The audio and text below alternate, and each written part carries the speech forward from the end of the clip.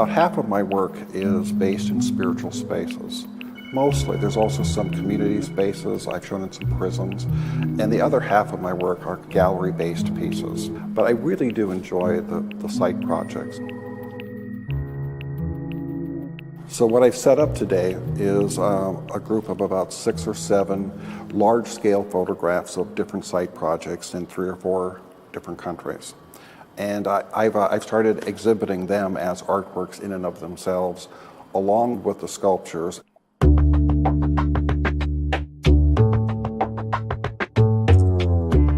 For me, there's a lot of investment in building the sculptures and then researching and placing them on the site.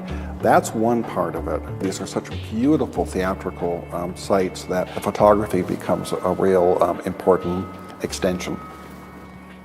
This is in the Glasgow Cathedral in Scotland, and we were being given a tour of it.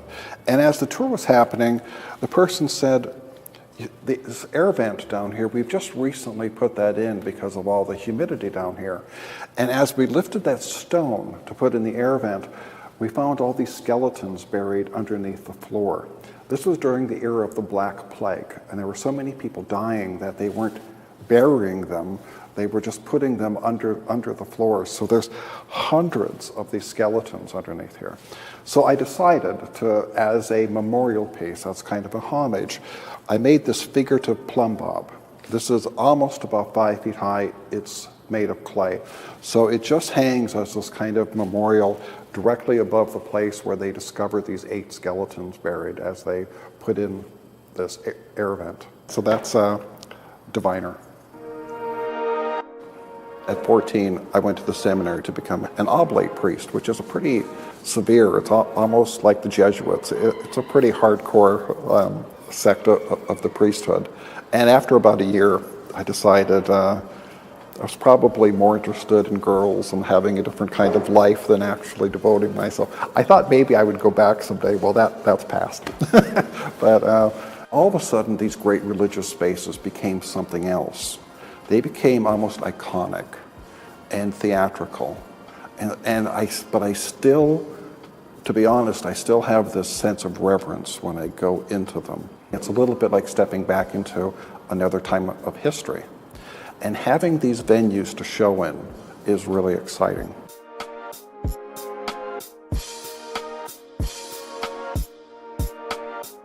I often get asked when I'm giving lectures, how do I get to do these things? And the truth is, after I've done the first 15 or so, I'm now getting invited. And part of it is because I think the ministers in these spaces want to expand their congregation.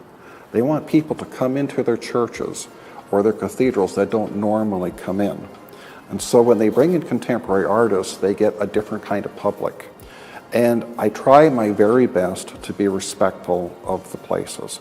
My work is not sarcastic, it's not antagonistic, but referential and may raise a few questions.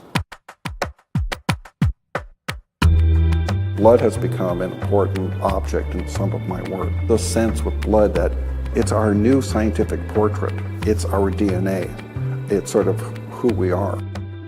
You see the Christ figure with the Holy Grail, the chalice, holding it up. And of course, it's understood that the phrase he uses is, "You will drink of my blood." So this is the amount of blood in the human body of an adult male.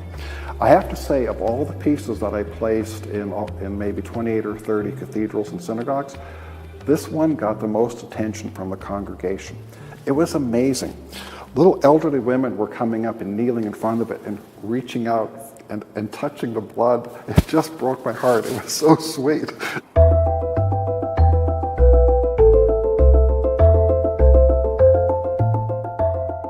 I've really enjoyed working with scientists. One of my favorite scientists, his name is John Dagman.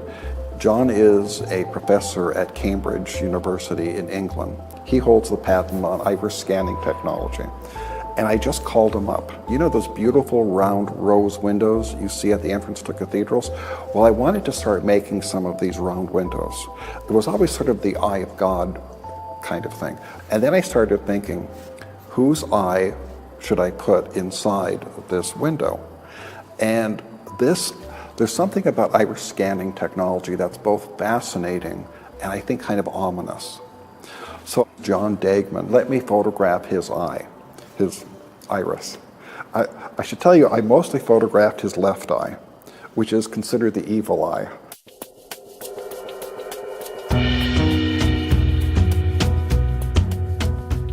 My imagery are objects that exist.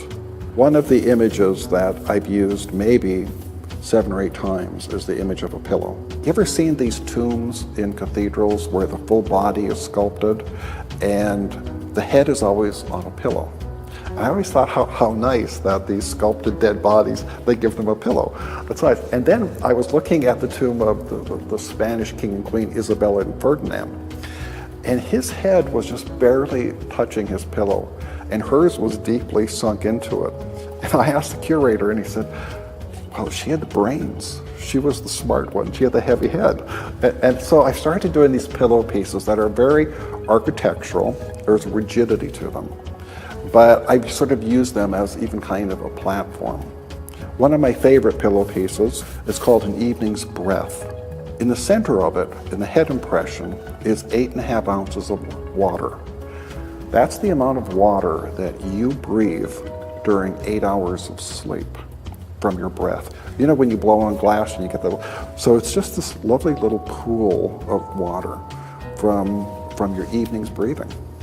So it's those kind of quirky, ridiculous sometimes little science things that can be a trigger for things that I do.